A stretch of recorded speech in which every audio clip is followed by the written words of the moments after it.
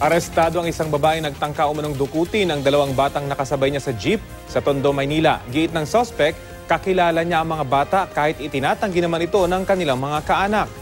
Balitang hatid ni Mav Gonzalez. Galit at di makapaniwala ang nanay na ito nang makaharap ang babaeng tumangkang kidnapin ng dalawang anak niya kagabi. Pababa raw ng jeep ang dalawang bata kasama ang lolo at yuhin nila sa Tondo, Maynila. Sumabay sa kanila ang suspect na si Ginalyn Fabroa. Hindi kami malayo sa bro, sumabay sa pagbaba.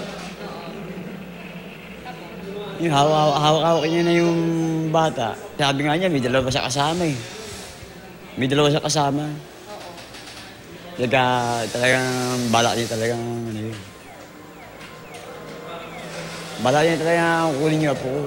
Lingid sa kaalaman ng suspect, taga roon pala ang mga target nito kaya kinorner na sila ng iba pang kaanak.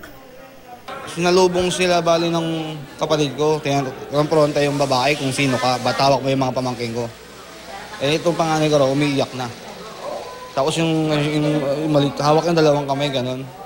Ang sagot ng babae, kilala niya raw yung mga bata, tsaka yung tatay ko. Tatay niya raw yung tatay ko. Nang dumami na ang tao, binitawan na ng suspect ang dalawang bata pero hindi na siya nakatakas at agad ipinabarangay ng pamilya na isoli ang 8 taong gulang na batang babae at ang 3 taong gulang na kapatid niyang lalaki. Pero hanggang magharap-harap na sila sa presinto, iginiit pa rin ng suspect na kilala niya ang mga bata. Pamangkin ko yung dalawa. Wala, hindi na nagbenta ng bata. Ba't kayo bibenta? Paano mo nagiging pamangkin yun eh? Hindi nga kita kapatid, hindi ka rin kapatid ng asawa ko. Baka veterans ka natin, marami ka na bang naano? Ay naano ko sa kanya, kukunin niya yung mga anak ko, tapos kukunin niya yung mga laman loob. Ganun, yung mga nababalita. Kakasuhan siya ng abduction in relation to Republic Act 7610. Inaalam pa ng pulisya kung sangkot ang suspect sa iba pang kaso ng pangingidnap ng bata sa Sampaloc, Maynila noon. Mav Gonzalez, GMA News.